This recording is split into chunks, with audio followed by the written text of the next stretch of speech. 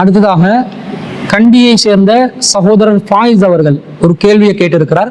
அவர் என்ன கேள்வி கேட்கிறார் என்று சொன்னா, ஜம்சம் நீர் அருந்துதல் நன்மையா, பரக்கத் பொருந்தியதா, அது தொடர்பான மார்க்க நிலைப்பாடை விளக்கவும் என்று கேட்டிருக்கிறார். அதாவது ஜம்சம் நீர் அருந்துதல் நன்மையா, பரக்கத் நிறைந்ததா என்றுதான் சகோதரர் ஃபாயிஸ் அவர்கள் கேட்டிருக்கிறார். இந்த ஜம்சம் தண்ணீரை பொறுத்தளவுல அது பொதுவாக மக்காவிலே அமைந்திருக்கக்கூடிய ஒரு கிணறு. அந்த கிணறை பொறுத்தளவில் ஒரு 18 அடி அகலமும் 14 அடி நீளமும் கொண்ட, கிட்டத்தட்ட 5 அடி ஆழம் கொண்ட ஒரு சிறிய கிணறு தான் ஜம்சம் கிணறு என்பது. இந்த கிணறு ஒவ்வொரு வினாடியும் பல லட்சக்கணக்கான மக்களுக்கு தண்ணீர் விநியோகத்துக்காக தண்ணீர் இறைத்து கொண்டிருக்கிற ஒரு அதிசயம் நிகழ்வதை நாம் அனைவரும் பார்க்கிறோம். ஹஜ்ஜுக்காக ஒன்று குழுமக்கூடிய மக்களாக இருந்தாலும் சரி, உம்ராவுக்காக ஒன்று குழுமக்கூடிய மக்களாக இருந்தாலும் சரி, அந்த பள்ளிவாசல், புனித பள்ளிவாசலான காபத்துல்லா வளாகத்துல, அதே போன்று மதீனால இருக்கக்கூடிய மஸ்ஜிதுன் நபவி பள்ளிவாசல், அனைத்திற்கும் தண்ணீர் விநியோகம் இந்த ஜம்சம் கிணறு ஊடாகத்தான் விநியோகிக்கப்பட்டு கொண்டு இருக்கிறது. அப்ப கிட்டத்தட்ட ஹஜ்ஜு காலத்துல 30 லட்சத்துக்கு மேற்பட்ட மக்கள் ஒன்று குழுமுவார்கள். அந்த எல்லாருக்கும் அடிப்படையான தேவையான தண்ணீர், உழுவுக்காக, குளித்தலுக்கான, குடிப்பதற்கான தண்ணீர் வசதி ஜம்சம் கிணறின் ஊடாக செல்கிறது. அது மாத்திரமல்லாமல் பல ஆயிரக்கணக்கான மக்கள், பல லட்சக்கணக்கான மக்கள் ஹஜ்ஜில் இருந்து திரும்புகின்ற நேரத்தில், உம்ராவில் இருந்து திரும்புகின்ற நேரத்தில் கிட்டத்தட்ட 20-30 லீட்டர்கள் என்று தண்ணீரை சுமந்து கொண்டு தாயகத்திற்கு திரும்புவார்கள். அப்ப உலகத்தில் உள்ள பல நாடுகளுக்கு பல லட்சக்கணக்கான லீட்டர்கள் தண்ணீர் விநியோகம் செய்யப்படுகிறது. எனவே இந்த ஜம்சம் தண்ணீரை பொறுத்தளவுல அதில் ஒரு விசேடம் இருக்கிறது, ஒரு அற்புதம் இருக்கிறது என்பதை கண்கூடாக நாங்கள் பார்க்கிறோம்.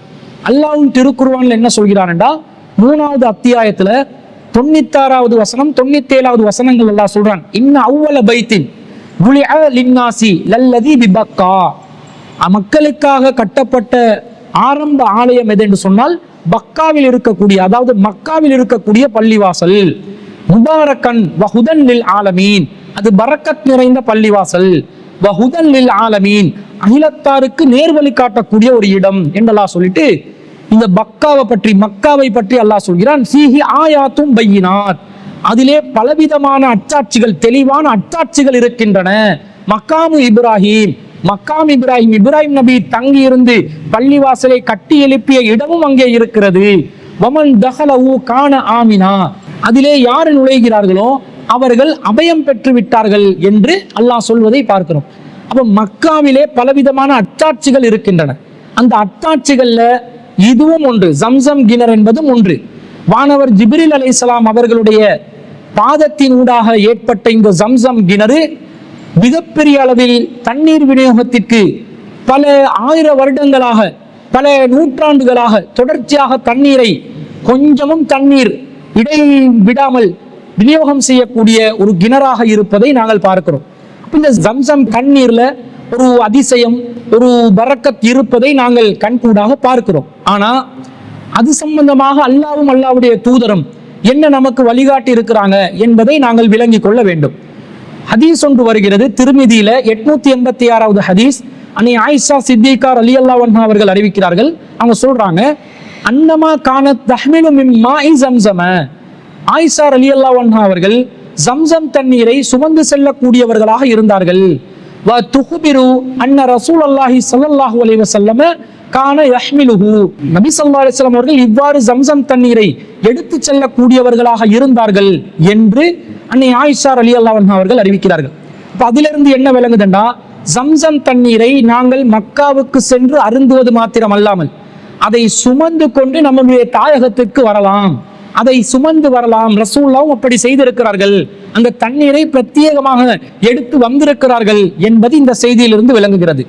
அதே போன்று நபி ஸல்லல்லாஹு அலைஹி வஸல்லம் அவர்கள் ஒரு முறை ஜம்சம் தண்ணீர் விநியோகம் செய்யப்படுகின்ற ஒரு இடத்துக்கு வராங்க. ஜாஅ இல சிகாயத்தி, ஹாஜிகளுக்காக தண்ணீர் விநியோகம் செய்யப்படுகின்ற அந்த இடத்திற்கு வந்து ஃபஸ்தஸ்கா, தனக்கும் தண்ணீர் தருமாறு கேட்டார்கள். அப்ப அப்பாஸ் ரலியல்லாஹு அன்ஹு என்ன சொல்றாங்கன்னா, யா ஃபலில், அப்பாஸ் ரலியல்லாஹு அன்ஹு அவருடைய மகனுக்கு ஃபலில் அவர்களுக்கு சொல்கிறார்கள், இஸ்ஹப் இலா உம்மிகி, உன்னுடைய தாயாரிடம் சென்று ஃபஅதி ரசூலுல்லாஹி ஸல்லல்லாஹு அலைஹி வஸல்லம் பிஷராபின் மின் இந்திஹா, அவர்களிடமிருந்து ரசூலுல்லாஹ்வுக்காக வேண்டி கொஞ்சம் தண்ணீர் கொண்டு வாருங்கள் என்று சொன்னார்கள். ரசூல் அதுக்கு என்ன சொன்னாங்க தெரியுமா? ஃபகால இஸ்கி, இந்த ஜம்சம் தண்ணீர் விநியோகிக்கப்படுகின்ற இந்த இடத்திலிருந்து எனக்கு தண்ணீர் அருந்துவதற்கு தாருங்கள் என்று கேட்டார்கள். கால யா ரசூலல்லாஹி இன்னஹும் யஜஅலூன ஐதியஹும் ஃபீஹி, அப்பாஸ் ரலியல்லாஹு அன்ஹு சொல்றாங்க, அல்லாஹ்வின் தூதரே, மக்கள் அவர்களுடைய கரங்களை அந்த தண்ணீரில் போட்டு இருப்பார்கள், அது நல்லா இருக்காது, அதனால வீட்டில இருந்து தண்ணி கொண்டு வரோம் என்று சொல்றாங்க. ரசூலா சொல்றாங்க மீண்டும் கால இஸ்கினி, இந்த இடத்திலிருந்து எனக்கு தண்ணி தாங்க என்று ரசூலா சொன்னதாக வருகிறது. பிறகு ரசூல்லாவுக்கு தண்ணீர் கொடுக்கப்படுகிறது. ரசூல்லா அதிலிருந்து தண்ணீரை அருந்தினார்கள். சும்மா அத ஜம்சம, பிறகு ரசூலா ஜம்சம் கிணறுக்கு அருகே வந்தார்கள். வஹும் யஸ்கூன வ யஅமலூன ஃபீஹா, ஜம்சம் தண்ணீரிலிருந்து தண்ணீர் இறைத்து கொண்டு குடித்து கொண்டு அதிலே மக்கள் பணியாற்றி கொண்டிருக்கக்கூடிய நிலையில் ரசூல்லா அங்கே வந்து என்ன சொன்னார்கள்? அமலு, மக்களே நீங்கள் இந்த அமலை செய்யுங்கள், ஃபஇன்னகும் அலா அமலின் சாலிஹின், இது நல்ல ஒரு அமலாக இருக்கிறது. சும்மா கால, பிறகு சொன்னார்கள், லௌலா அன் துஹ்லபு லனஸல்து ஹத்தா அலஹல் ஹப்ல அலா ஹாதிஹி, நீங்கள் மாத்திரம் ஒருவரை ஒருவர் பின்வாங்கி செல்லாவிட்டால் நானும் இந்த கிணற்றில் இறங்கி நீங்கள் செய்கின்ற இந்த அமலில் ஈடுபட்டிருப்பேன் என்று நபி ஸல்லல்லாஹு அலைஹி வஸல்லம் அவர்கள் சொன்னதாக புகாரியிலே 1635வது செய்தியாக பதிவு செய்யப்பட்டிருக்கிறது. அப்துல்லா இப்னு அப்பாஸ் ரலியல்லாஹு அன்ஹு அவர்கள் இந்த செய்தியை அறிவிக்கிறார்கள். அப்ப இந்த ஹதீஸ்ல இருந்து என்ன விளங்குதுன்னு சொன்னா, ஜம்சம் கிணத்திலிருந்து நேரடியாக தண்ணீர் எடுத்து அருந்த வேண்டும் என்ற அவசியம் இல்லை. அது விநியோகம் செய்வதற்காக ஒரு இடத்துல வச்சாலும் அந்த இடத்திலும் இருந்து என்ன செய்யலாம்? தண்ணீரை அருந்தலாம். காரணம், நபி ஸல்லல்லாஹு அலைஹி வஸல்லம் அவர்கள் அப்படி தண்ணீர் அறிந்திருக்கிறார்கள். ஜம்சம் கிணத்திலிருந்து நேரடியாக அருந்த கிடைத்தாலும் அதுவும் தவறு கிடையாது என்பதிலிருந்து ஜம்சம் தண்ணீரை விநியோகம் செய்வதற்கான ஏற்பாடு செய்வது, அதை ஒரு சொந்த ஊருக்கு எடுத்து வருவதற்கான ஒரு ஏற்பாடு செய்வது எல்லாம் நபி ஸல்லல்லாஹு அலைஹி வஸல்லம் அவர்களுடைய வாழ்க்கை வழிகாட்டல்ல நமக்கு கிடைக்கிறது. இதிலிருந்து என்ன விளங்குதுண்டா, ஜம்சம் தண்ணீர் ஒரு புனிதமான தண்ணீர், அதுல ஒரு ஆயத்து, ஒரு அத்தாட்சி இருக்கிறது, ஒரு பரக்கத்து இருக்கிறது. அந்த ஜம்சம் தண்ணீரை நாங்கள் அருந்தலாம், அதை நாங்கள் பிறர் நம்முடைய சொந்த ஊருக்கு கொண்டு வருவதற்குரிய ஏற்பாடுகளை செய்யலாம். ஜம்சம் தண்ணீர் விநியோகம் செய்வதற்கான பிரத்யேகமான இடங்களை ஏற்பாடு செய்யலாம். அதற்காக வேண்டி பணிபுரிவது ஒரு நல்லமலாக இஸ்லாம் வரவேற்றிருக்கிறது. எனவே அதற்காக வேண்டி பணிபுரியலாம் என்பது இந்த ஜம்சம் தண்ணீர் சம்பந்தமாக நமக்கு கிடைக்கக்கூடிய செய்திகளாக இருக்கின்றன. இதை தாண்டி நம் சமூகத்துல இந்த ஜம்சம் தண்ணீருக்கு வேறு விதமான பிரத்யேகமான புனிதங்களை ஏற்படுத்துறாங்க. ஜம்சம் தண்ணீரை குடிப்பதாக இருந்தா கிப்லாவை முன்னோக்கி இருக்கணும், பிஸ்மில்லா சொல்லி அருந்தணும். பொதுவாக எந்த தண்ணீரை அருந்தினாலும், எந்த சாப்பாடை சாப்பிடுவதாக இருந்தாலும் பிஸ்மில்லா சொல்லணும். ஆனா ஜம்சம் தண்ணீருக்கு பிரத்யேகமாக பிஸ்மில்லா சொல்லணும். ஜம்சம் தண்ணீரை குடிப்பதாக இருந்தால் ஒரு மூச்சுல குடிச்சிடக்கூடாது, 3 முறை மூச்சு விட்டு மெதுவாகத்தான் குடிக்க வேண்டும். குடித்து முடிந்த பிறகு அல்ஹம்துலில்லாஹ் சொல்ல வேண்டும் என்று சில பழக்கங்கள் நம் சமூகத்தில் இருப்பதை பார்க்கிறோம். இதற்கு ஒரு சில ஹதீசுகளையும் ஆதாரமாக காட்டுகிறார்கள். இப்னு மாஜால 3061வது இலக்கத்தில் பதிவு செய்யப்பட்ட செய்தியை முஹம்மது இப்னு அப்துர் ரஹ்மான் பின் அபூபக்கர் என்பவர் அறிவிக்கிறார். அந்த செய்தியில அப்துல்லா இப்னு அப்பாஸ் ரலியல்லாஹு அன்ஹு அவர்களுக்கு அருகிலே இவர் அமர்ந்திருக்கிறார். குந்து இந்த இப்னு அப்பாஸ் ஜாலிசன், நான் அப்துல்லா இப்னு அப்பாஸ் ரலியல்லாஹு அன்ஹு அவர்களிடம் அமர்ந்தவனாக இருந்தேன். ஃபஜாஹு ரஜுலுன், அவரிடம் ஒரு மனிதர் வந்தார். ஃபகால மின் ஐன ஜித, எங்கிருந்து வந்தீர்கள் என்று கேட்டார். கால மின் ஜம்சம, நான் ஜம்சம் கிணத்திலிருந்து வந்தேன் என்று சொல்ல, ஃபகால ஃபஷரிப்த மின்ஹா கமா யன்பகி, நீங்க அதுல குடிக்க வேண்டிய ஒழுங்குமுறை பிரகாரம் குடிச்சிங்களா அப்படின்னு கேட்கும்போது, வ கைஃப, இவர் கேட்கிறார், அந்த மனிதர் கேட்கிறார், நான் எப்படி குடிக்கணும், அந்த ஒழுங்குமுறை என்ன என்று கேட்கிறார். அப்ப இப்னு அப்பாஸ் ரலியல்லாஹு அன்ஹு சொல்றாங்க, இதா ஷரிப்த மின்ஹா, நீங்க ஜம்சம் தண்ணீரை குடிப்பதாக இருந்தால் ஃபஸ்தக்பிலில் கிப்லத, கிப்லாவை முன்னோக்குங்கள். வதுகுர் இஸ்மல்லாஹி, நீங்கள் அல்லாஹுவின் பெயரை சொல்லுங்க.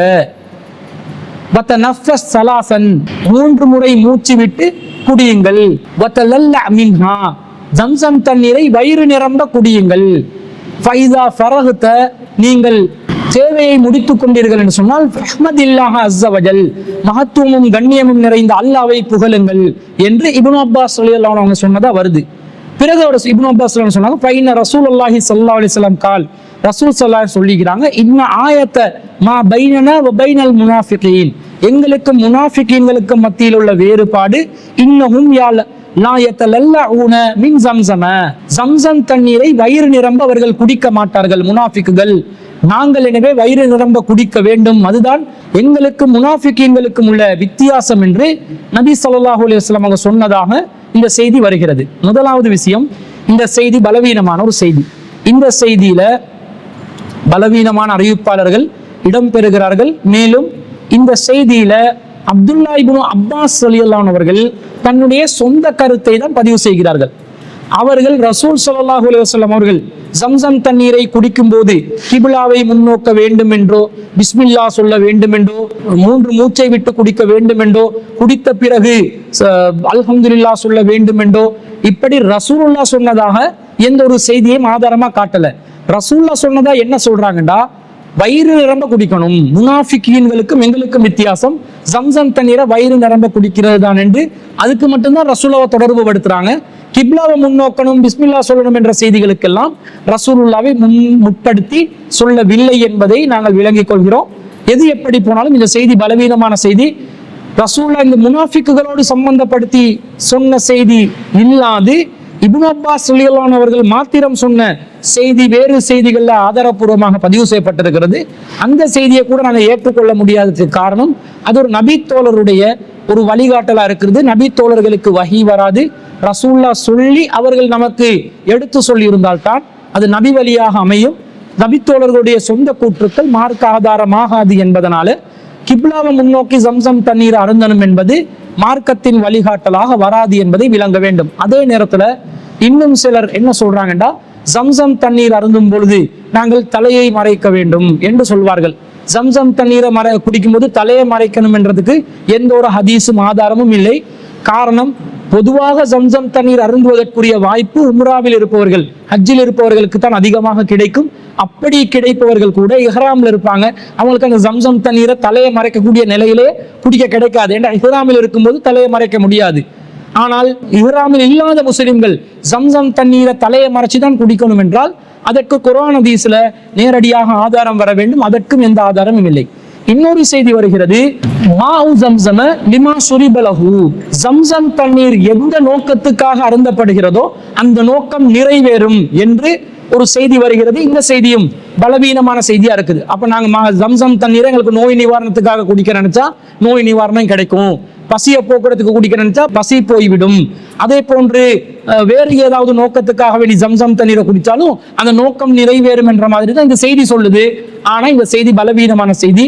எனவே இப்படியும் ஸம்ஸம் தண்ணீர் சம்பந்தமாக வரக்கூடிய இந்த சிறப்புக்கும் எந்த ஒரு ஆதாரமும் இல்லை என்பது தெளிவாக விளங்குகிறது. ஸம்ஸம் தண்ணீர் பரக்கத் நிறைந்தது, அது அல்லாஹ்வுடைய அத்தாட்சிகளில் ஒன்றாக இருக்கிறது.